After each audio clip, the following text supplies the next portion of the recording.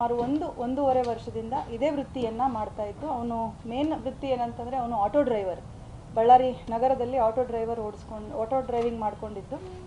ಅವನಿಗೆ ಈ second hand vehicles ಯಾವ ಥರ ವರ್ಕ್ ಆಗುತ್ತೆ, ಬೈಕ್ಗಳ ಆಪ್ರೇಷನ್ಸು, ಡೂಪ್ಲಿಕೇಟ್ ಕೀಗಳು ಯಾವ ಥರ ಮ್ಯಾನೇಜ್ ಮಾಡ್ಬೋದು, ಅಥವಾ ಡೂಪ್ಲಿಕೇಟ್ ಆರ್ ಸಿ ಕಾರ್ಡ್ ಯಾವ ಥರ ಮಾಡ್ಬೋದು ಅನ್ನೋದು ಹೆಚ್ಚಿನ ಮಾಹಿತಿ ಅವನಿಗೆ ಸ್ವಲ್ಪ ತಿಳ್ಕೊಂಡಿದ್ದು. ಅದನ್ನು ಅವನು ಈ ಒಂದು ವೃತ್ತಿ ಅಂದರೆ ಕಳ್ಳತನವನ್ನು ಮಾಡಲಿಕ್ಕೆ ತುಂಬ ಅಚ್ಚುಕಟ್ಟಾಗಿ ಅದನ್ನು ಉಪಯೋಗಿಸ್ಕೊಂಡು ಒಂದು ವ್ಯವಸ್ಥಿತವಾಗಿ ಒಂದು ಮೋಡಸನ್ನು ಫಾಲೋ ಮಾಡಿಕೊಂಡು ಕಳ್ಳತನ ಮಾಡಿರೋವಂಥ ಬೈಕ್ಗಳನ್ನು ಜನರಿಗೆ ನಂಬಿಸಿ ಮೋಸ ಮಾಡಿ ಇದು ಸೆಕೆಂಡ್ ಹ್ಯಾಂಡ್ ಸೇಲ್ ಮಾಡಿರೋವಂಥ ಬೈಕ್ ಅಂತ ಹೇಳಿಬಿಟ್ಟು ಅವರಿಗೆ ಒಂದು ಸಣ್ಣ ಅಮೌಂಟಿಗೆ 20,000 ರಿಂದ 25,000 ಅಮೌಂಟಿಗೆ ಮಾರಾಟ ಮಾಡಿರೋವಂಥದ್ದು ನಮ್ಮ ತನಿಖೆಯಲ್ಲಿ ಕಂಡುಬಂದಿದೆ.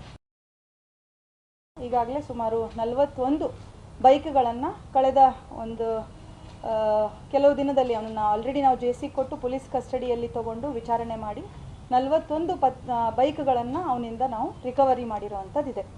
ಇದರಲ್ಲಿ ಇನ್ವಾಲ್ವ್ ಆಗಿರೋವಂಥ ಆರೋಪಿಯ ಹೆಸರು ಸಿದ್ದಾರೆಡ್ಡಿ ಅಂಥೇಳಿ. ಇವನು Avambavi first cross road Siddareddy alias Splendor Siddareddy ಅಂಥೇಳಿ.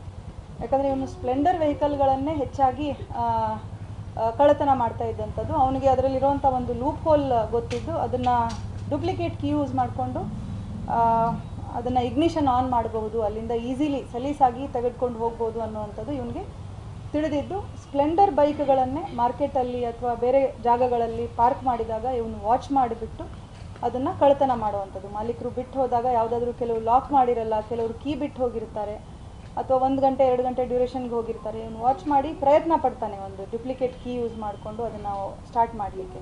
ಸ್ಟಾರ್ಟ್ ಆದ ತಕ್ಷಣ ಅದನ್ನು ತೊಗೊಂಡು ಹೋಗಿ ಮುಂದಿನ ಅವನ ಕಾರ್ಯಾಚರಣೆ ಆಗ್ತದೆ.